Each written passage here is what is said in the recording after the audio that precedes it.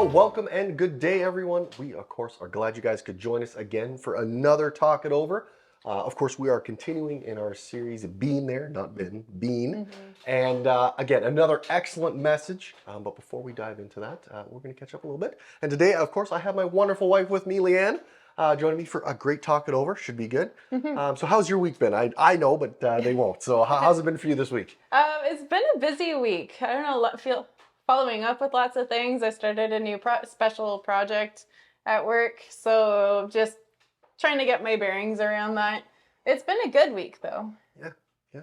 Anything specific stand out? Some maybe a highlight for you? Something that was really... I don't know. I think this past weekend we've just had a lot of family time, which has been nice to just spend time, the three of us, with our son, Emmett. He's 7, and so yeah, just spending time as a family. That is always good. I do quite enjoy that, having some family time together, whether it's playing a game or watching a movie or, sharing some popcorn or snacks and things like that. It's always fun to do those sort of things. Yeah, busy week, for me as well. Of course, work is continuing, as you know, continuing to be very busy, getting tired of tires, and hopefully we're near the end of it. I can see the light at the end of the tunnel. The stacks are much less now, so we are at the end of it. So yeah, that's been good. It's been rainy. The weather's not been real great here. I don't know about for you guys watching what the weather's been there, but hopefully we'll get a turnaround here shortly, as again, we're at the end of April, going into May. I know they have that saying about April showers bring May flowers. We've been having showers, so I'm hoping the flowers will be coming soon. Yes. I know our tulips are starting to come up, so that's exciting, which is always nice. I enjoy looking at those for the short time they're here, but I do see them coming, so it's like, yay, I get to enjoy them very shortly. So please, guys, let us know what your week was like. Maybe a highlight, something that was good. Maybe there's something hard that you'd like some prayer for, but please let us know. We would love to hear from you. So yeah, just let us know in the comments there. And again, if you guys haven't had a chance to watch this message or even any of the previous ones in this series, please head over to our YouTube channel at LifeNorth.Church. It's all there. Of course, like, subscribe, everything's there. Get those notifications so you don't have to think about it. It just shows up and it's ready to go. Excellent way to stay connected and stay up to date with everything that we have posted. Yeah, and we've got a team who's watching those comments too. So if you do post a comment to a video, we go back, we read them, we check them. So yeah, it's a conversation, or an opportunity for conversation with you. Yeah, for sure. So yeah, we again continuing in our series, Being There. This week though, tough title. When the urge is too strong. Man, that's a tough topic. Yeah. And of course, today's message is talking about temptation and what does that really look like. So we're going to dive in here. We're going to do a little recap and then we'll get into these questions. So Craig, again, was bringing up temptation and what does that look like. And we, of course, know that Jesus was tempted 3 times and used the Bible as his weapon against Satan, which is always the strongest tool that we have with us, is to have God with us, beside us, helping us fight those battles. He kind of opened it up with, good quote here. Temptation is anything that promises satisfaction at the cost of your obedience to God, which I think that speaks really true because you're really going the opposite way that God wants you to go. Yep. So if you're tempted, you're moving away. The process of temptation always starts with a thought. Then your imagination kind of takes over. Then you start to justify that choice, that thought, and then you move into that choice of moving forward with whatever that temptation might be. Craig also, of course, gave us kind of 3 truths about temptation. The first one, it's not a sin to be tempted, which I think a lot of us feel being tempted is sinning. Yeah, that can trip me up sometime, and I just, oh shoot, I'm struggling with this again. And then I start beating myself up because I'm not doing it right. But honestly, it's Satan tempting me. I can't control that. And so it's not a sin unless I actually act on it. Exactly. It's the act, not the temptation. And again, I think that's so easy for a lot of us to really mix up a little bit or lose that real definition of temptation. The second one was you're most vulnerable to the temptation when you're weak and when you think you're strong. And that I think reigns really true because sometimes we get ourselves, it's almost a pride kind of thing where we think we've got it, we can handle it. We don't need to have God fighting that one because we have it. Yeah. And boom, it just all of a sudden you get tempted and you've made a decision and now you're, back in Craig's thing, you've got M&Ms around or salsa and chips and it's around you. And because you think you've handled it and you've removed it, and then all of a sudden you bring it back in the house and I've got it, and all of a sudden you go and you binge on some snacks. Yeah. And all of a sudden you just lost that. Yeah, right? Self-will and self-fulfillment. I don't know. It only goes so far. We really need to be relying on God for that strength. And I know when I'm weak and when I'm tired, that's easiest time for me to be tempted of, I'll just go eat that snack because I start justifying it. I had a really hard, stressful day, therefore I'll have that snack. I'll really enjoy it.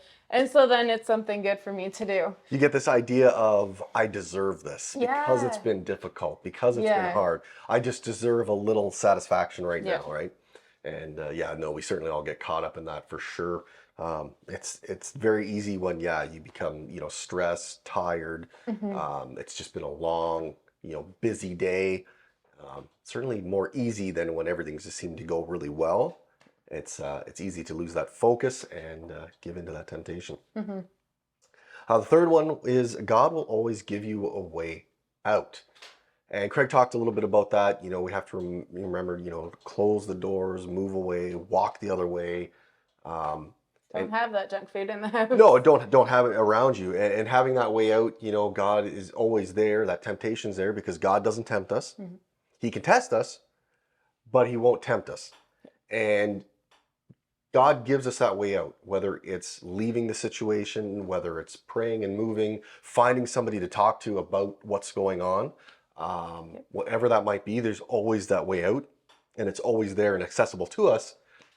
We just have to recognize that it's there and not lose sight of, no, God's got a way for us to get out of this. And we're not in it alone. No, and I think a lot of times maybe we feel like we're in it alone when we're being tempted. I think that's a fairly easy one to think, oh, no, this is by myself. God's dealing with something else right now. I'm kind of alone. And I think Satan clouds our judgment too, or gives us these temptations so that we lose sight of the fact that God is with us. And if we remembered that God was with us, I think that would weaken the temptation.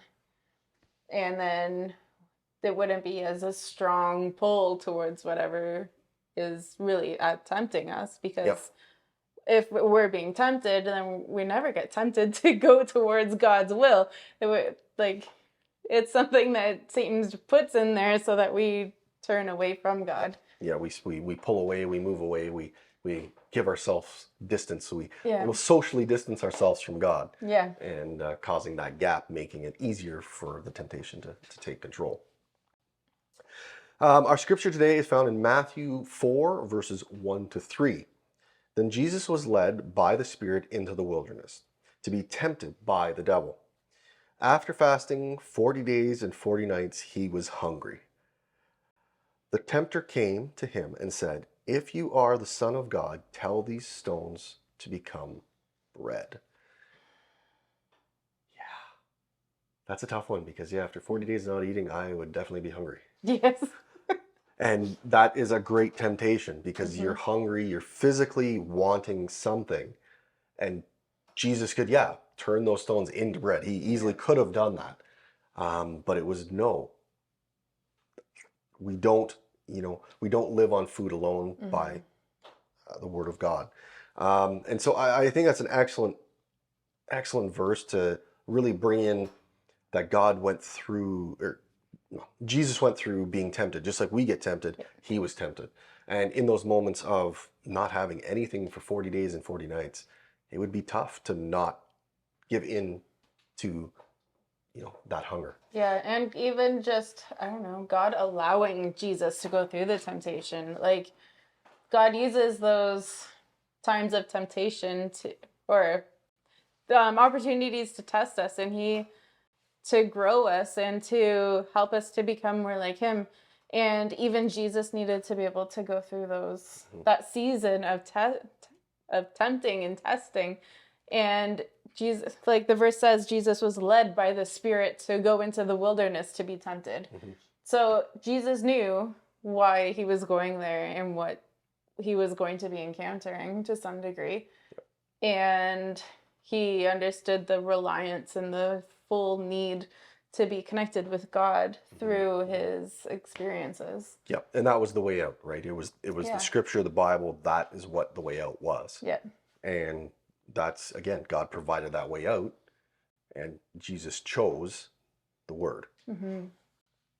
All right, so we're going to dive into these questions here. We'll see kind of what kind of conversation we strike up. It's going to be a great topic. Should be a really good conversation. So we're just going to jump right in here.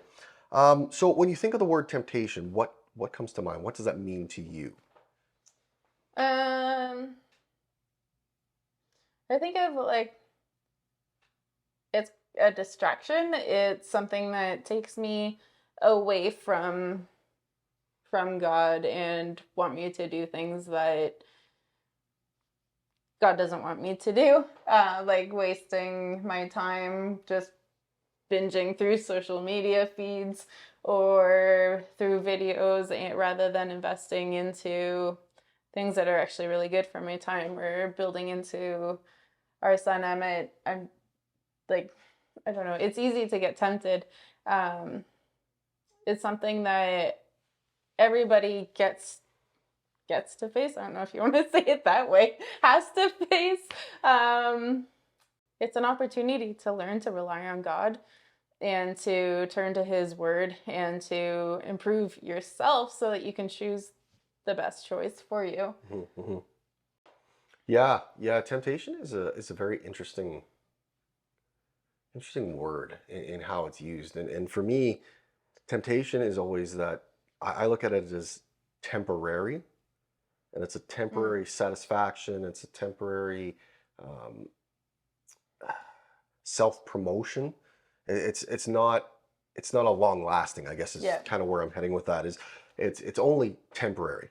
It's not a permanent solution. It's not something that's going to last for a long time. You end up with just a short-term gratification, I guess. And whether that's, you go buy something, or you eat that bag of chips, or you go through social media, spending time on your phone instead of, spending time with the people around you. Again, you feel good for that moment, but when that moment passes, you look like, wow, how much time just passed? Wow, that bag just disappeared. Where did it go, right? And you end up with, now you start feeling bad because you've lost whatever it was, that time, the calories of the food, whatever it is, and it's gone, and now you're suffering the consequences of that. So less healthy, losing time with family. It's not, not pushing God's, gospel forward because you're too busy involved in something that you're doing to please yourself. So yeah, for me, it's just temptation. To me, I just see temporary over the temptation. It's just a temporary situation. It's a temporary thing. So I don't know what that is for you guys, what that looks like, what you think temptation means. But please let us know in the comments. We would love to hear from you. So with this message being, pretty pointed about temptation, was there a point that actually was very impactful for you? Was there a point that really stood out in the message today? I love the quote that you already read from Tim Challies. I'm not sure I'm saying that right, but it reads, "The temptation is anything that promises satisfaction at the cost of your obedience to God." And just that God allows us to go through trials, but then Satan comes along and tries to tempt us. And there's times where I'm like, okay, is this a temptation or is this a trial? I don't really know. And just having that, it's almost like a litmus test to see, like, is this going to cost my obedience to God, or is this going to bring me closer to him? And just that reminder, I guess, of what temptation really is. It's I think it's more than just looking at something that we shouldn't on our phone, eating food that we shouldn't. And it goes deeper than that. And I think if we fully understood how deep the consequences were for temptation, it's not something that you just kind of Brush to the side stumble almost. upon. Like there's a slow fade that comes with temptation. Well, it's Like, it's the points he made there, right? Like the yeah, thought, the imagination, as you move through, and then you make the choice, right? right. And it's those steps as you're taking. You first you have a thought, then Yeah, you have the imagination. At any of those points, there's still a way out. right. You can make a choice to take the way out, or you go one step further, and it just right. You're taking that one step as you're moving closer towards it. Yeah. Yeah, for me, I guess when Craig was talking about, you have to close the door, turn away, walk a different direction, and just how you know, he doesn't binge on foods if he can't, within his arm's reach. If he can't get to If them, it's not in the house, I'm not eating it. exactly, Yeah. exactly, and so you're not eating it. And then you have the other example he gave about, God's talking, if it's your will, God, and that spot at the donut shop right at the front door is open. Yeah. And then sometimes we try to force it as he, drive around the block a few times. Oh, now it's open. It must be God's will, right? So, and just thinking about, how many times a day do we do that, right? Like, do we, if it's your will, God, and then you just kind of keep circling until it comes to that point. But again, it's that thought, the imagination, the choice, everything that leads you in that direction. Yeah. And then being able to close those things. And sometimes it can be difficult, especially, if you enjoy foods, like of course I do. Yeah, it makes it hard when you want to cut those things out or not have them close. Yeah. It makes it difficult because it's like, it's almost ingrained for me. We watch a movie, I have a snack. It's some form of snack, popcorn, chips, whatever it is. That's just part of what movie night is. Yeah. And it's kind of hard to break that cycle. Yeah. And it depends too on like what the cost is with it. Like if it means, well, now I need to go and quit my job because there's a relationship here I'm trying to avoid. Or like, but in those it makes it instances, though, harder. it makes it harder. But in those instances, if you're really following what God has for you, sometimes those drastic changes are what needs to happen. Yes, absolutely. Unfortunately, those are what need to happen. And yeah, they can be drastic. They can be really simple ones, just cutting some food out, but they can be drastic as changing a job, moving a department, physically taking yourself out of a situation, and finding something different because of that. But that's, it just that, emphasis of what Craig was talking about you've got to remove those things. You've got to pull that stuff out of your life. You've got to keep it away if you want to continue to keep the integrity that you have and want to continue to follow God and what he has for you, and not to, go against his obedience, go against what he wants for you, and not to give in to the world around us. Yeah, and when you're searching after God's will, he will show it to you. He will show you these are the steps you need to be taking if you're not sure which I need to make a change, but I don't know how or where or when or whatever. God will show you if you're asking and if you're looking for those things. But it's not, I don't know. I don't often just stumble upon those answers unless I'm actually asking and wanting to have that input from Christ in my life. Yeah, we have to be searching, we have to be seeking, we have to be after God regularly, to really find those answers and what God really does have for us. Because, if we're not seeking it, we're not going to find it. Right.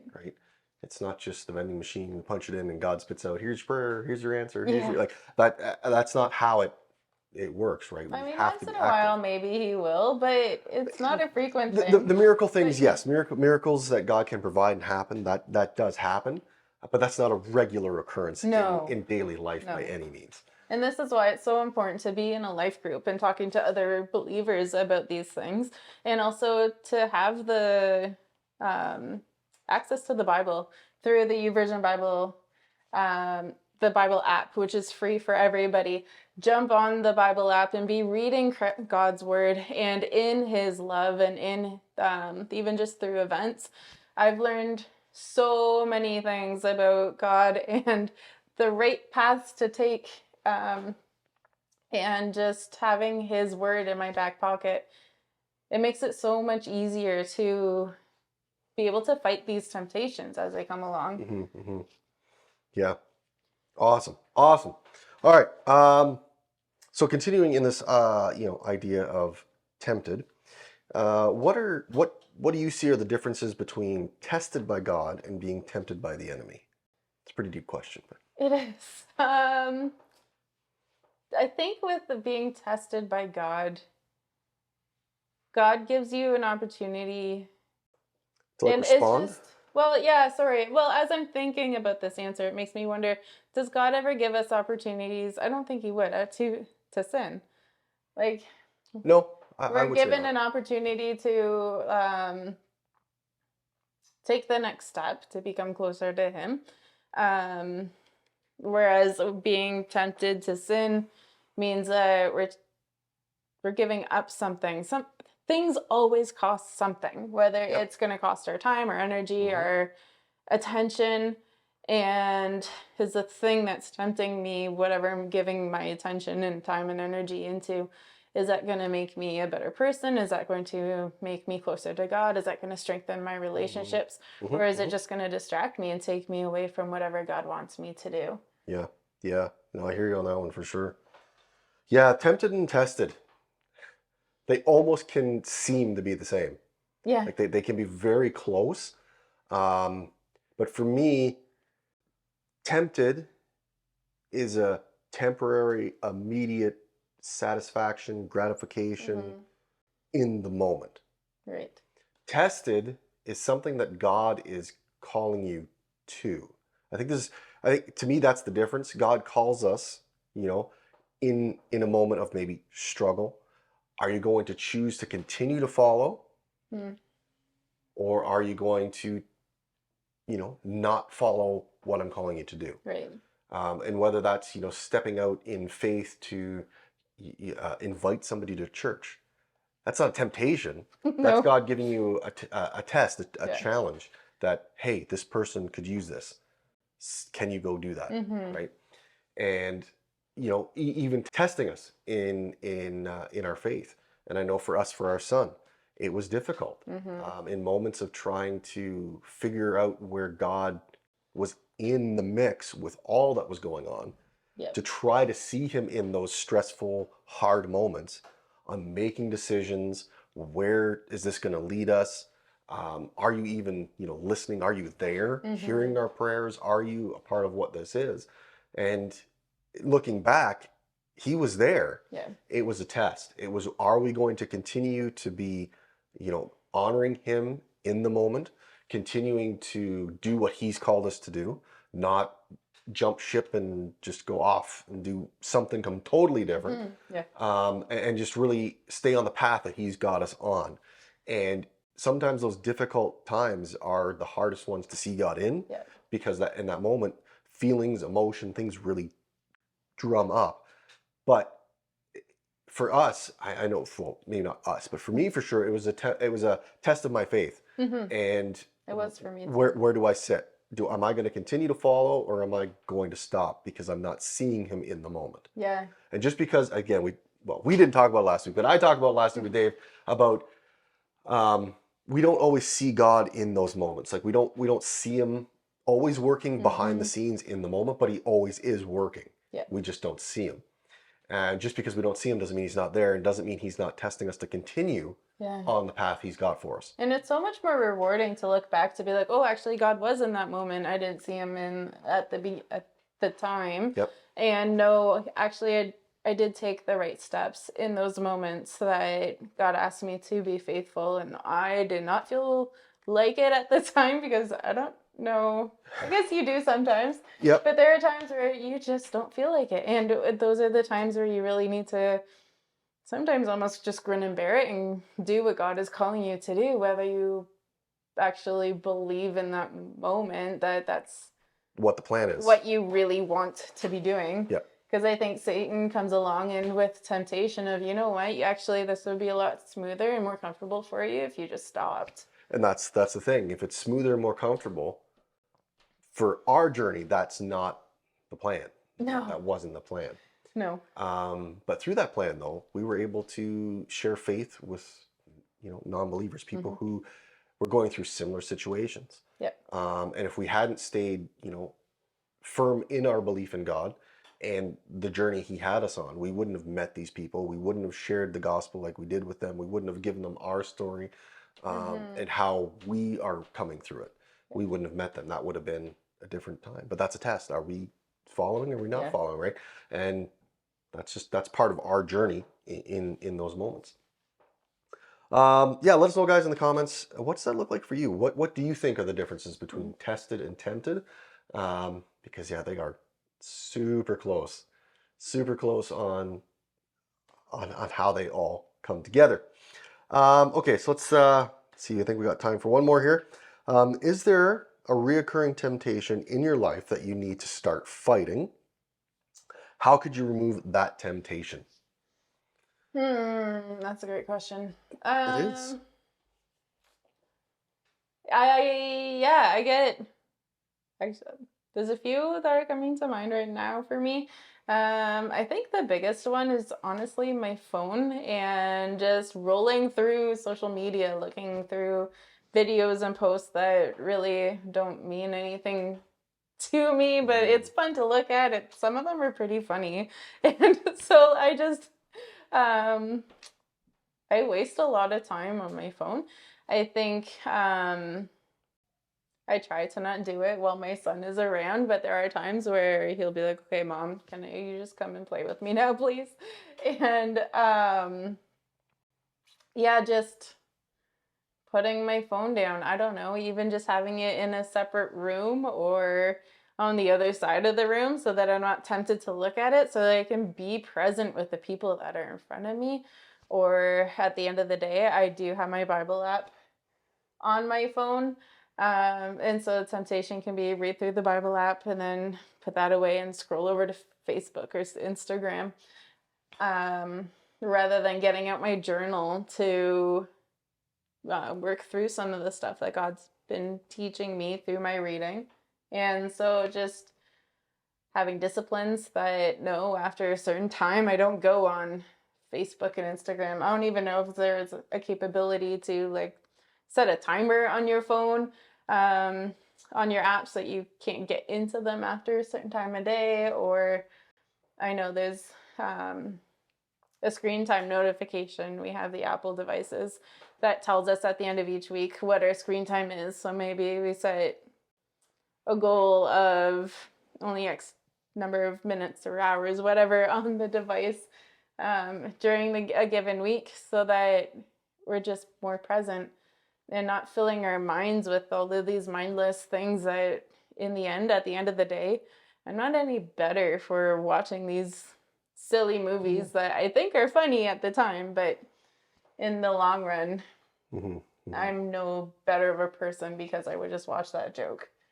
Yeah, I gotcha. I hear you. It seems to be quite reoccurring for me is food. I enjoy food. I don't eat just because I have to. I eat because I actually really enjoy food. I just enjoy taste, textures. I enjoy that. But that can get extremely dangerous because then you just don't stop. And I think that's where I need to, again, adjust, volumes of food, maybe times when I'm eating. Certainly I've started to make changes on buying less pre-made foods, starting to do more things from scratch, making things at home, that I have more control over what goes in. It tastes better too. I think it does too. I would agree. So I think just small changes like that, as I've been slowly working on trying to remove some of the very highly preserved stuff into more natural, healthy things, I think has been a good step. But it's those movie nights, those times, the chips, the dips, the when we're snacks. tired. I'm not a sweet guy by any means, and you know that I'm not big on the sweets, but when it comes to savory, salty stuff, that is deadly. It gets me every time. So it may be just like Craig for me, having to really just remove that stuff. But again, it's difficult when you're trying to remove that stuff and you have a family that also enjoys some of these things. Yeah. Everybody has to be on board. That's the thing. It makes it difficult when it's just me trying to do it and nobody else wants to. It's a lot harder because then it's like, well, I'm making them sacrifice something that they haven't chosen. Right. And so it makes it hard. And I think that, again, that leads into the temptation of, well, I should just keep it just because everybody else is doing it. It'll just, it'll make things, there'll be less boat rocking, as it were. Right. So yeah, I think that's something I'm going to need to address is those salty things that I tend to like to indulge in, and just get a little bit healthier. It's certainly not going to be a downside to be more healthy. And certainly getting out to working out on a regular basis has been helpful. But that's not just enough. I need to go like another step further. And then same like you, maybe that's limiting screen time, moving, setting timers, alarms, things that'll tell you to stop. Maybe it's giving me the power to say, no, I need to take that away now because that's enough, right? Like things like that, right? If it doesn't work, you got to go a little further, right? Absolutely. You got to keep moving forward with the degree of what has to stop or how it has to stop. Intensity. Yeah, the intensity of what needs to happen. So yeah, man, what a great conversation we've had, man. Our time is coming to a close here. Of course, we enjoy that you guys get to come back each and every week and watch with us and just kind of be a part of what it is to be talking over. And we just want to thank you. Thank you again for joining. We enjoy having you guys, and we hope you guys enjoy this as much as we do. Each and every week being able to kind of dive deeper into the message and just get more out of it with different perspectives. And it certainly brings a lot, especially in life groups. Again, a few more people, just different perspectives really changes even how maybe you got stuff out of the message or how you look at it. Certainly I find that excellent in my life group for sure.